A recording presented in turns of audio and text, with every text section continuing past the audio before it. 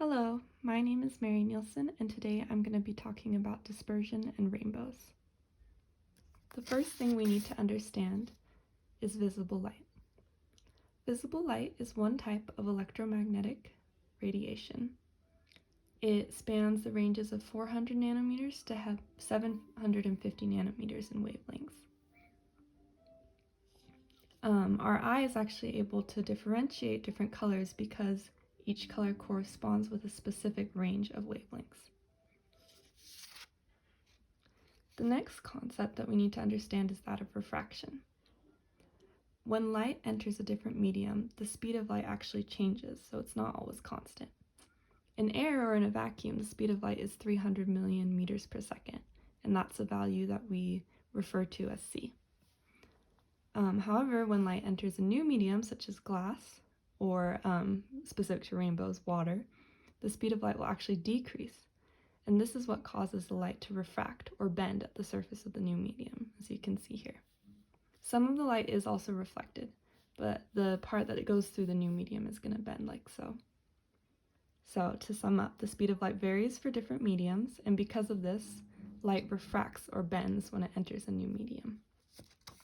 So there are multiple mediums, and that's why we have this value called the index of refraction, and this helps us understand just how much the speed of light changes in a particular medium. So the index of refraction is the ratio between the speed of light in a vacuum and the speed of light in the particular medium that you're talking about. And we note it with the letter n. So n is obviously going to depend on the medium, whether it's glass or water or something else. But n also depends on the wavelength of the light. So if you remember our visible light spectrum, it would depend on whether the light is red, orange, yellow, green, green, blue, or purple. To understand why this is, we have to kind of go through a lot of math, which is maybe not the most important part of this video, but it's nice to see just in case. So the first thing to remember is that when light enters a new medium, the frequency of the light remains constant. So this f value would be the same whether we're in air or in a different medium. As we just covered, the velocity is different. In air, it's that c value, 300 million meters per second. In the medium, it's v. The wavelength will change. So if we remember our n equals c divided by v, the index of refraction equation, then we can see why n depends on the medium and the wavelength of the light. So the first thing we're going to do is we're going to take this equation here for the medium and rearrange it to solve for the wavelength. So we're going to get the wavelength equals the velocity divided by the frequency in the medium. And then the next thing we can do is remember our index of refraction equation and solve it for v. So we're going to get v equals c, the speed of light in air, divided by the index of refraction. So we can replace v with c over n, and we get this value. The next thing we can do is figure out what c divided by f actually is, and if we look at this first equation, then we realize that c over f is equal to, oh, that's a mistake, is equal to lambda, or the wavelength. So, to sum up, the wavelength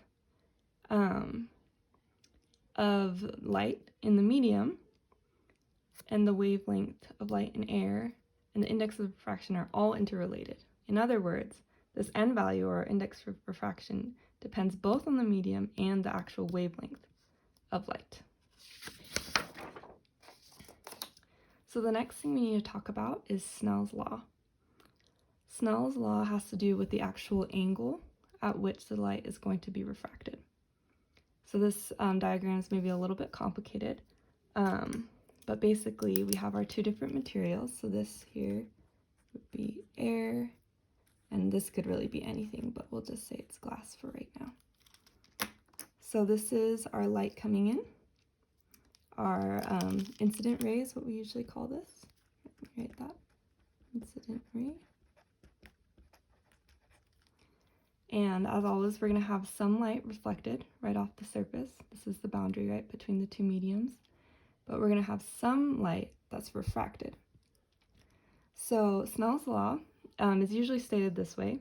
So the index of refraction of air, in this case, times the sine of theta, which is this angle right here, is equal to the index of refraction for glass times the sine of this angle, or theta 2. So it's important to realize that both of these angles are being measured by the normal line. So it's not being measured to this boundary right here, but to this just imaginary line that we've created that's perpendicular to the boundary between the two mediums.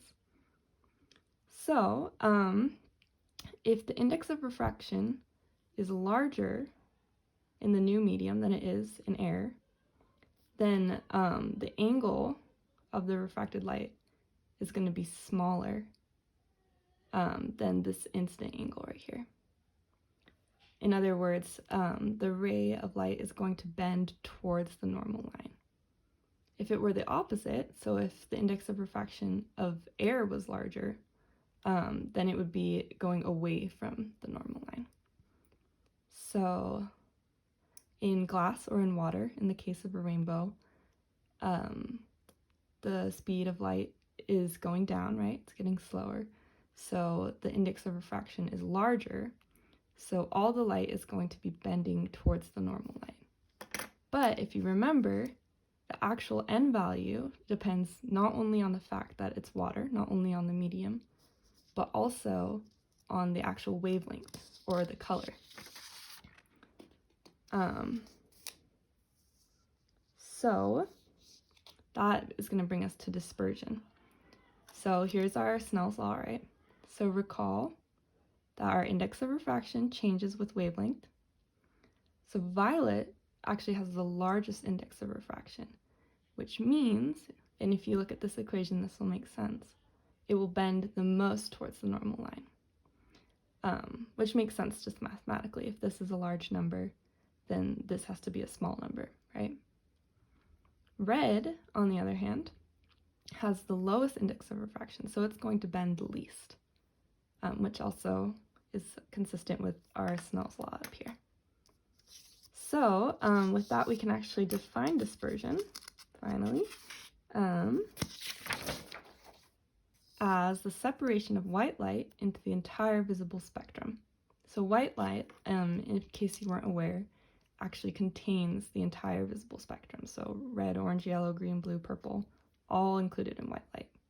So when we hit this new medium here, all these colors with their different index of refractions are going to separate out because they'll all have their unique angle of refraction based on their index of refraction. So if you understand this, it's really quite easy to understand what's happening when we see a rainbow. So here is a giant water droplet, and obviously a rainbow is the result of hundreds and thousands of water droplets in the sky, but we've just drawn one for you today.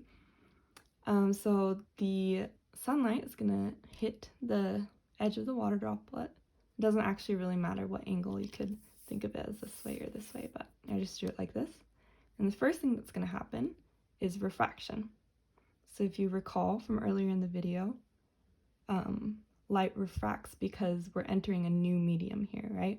So the light's going to be slowing down, and that's why it's bending.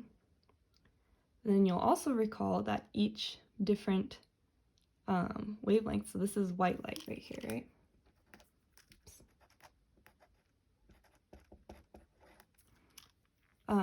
White light includes all those different colors with their different wavelengths, and they're going to disperse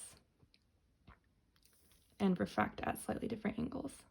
The second thing that's going to happen is this ray of light is going to reflect off the back of the water droplet, and then it's going to go over here and then be refracted once more. So you can see it's bending once again because, again, we're changing mediums right here. And because there's so many water droplets in the sky, we actually end up seeing this sequence of colors inverted.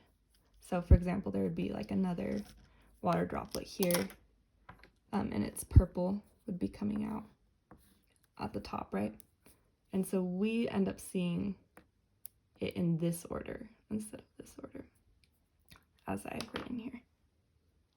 So that is how a rainbow works. So it's a combination of refraction, dispersion, and reflection, which is pretty interesting. And that is the end of my video. Thank you so much for watching. I hope that you were able to learn and better understand how rainbows work.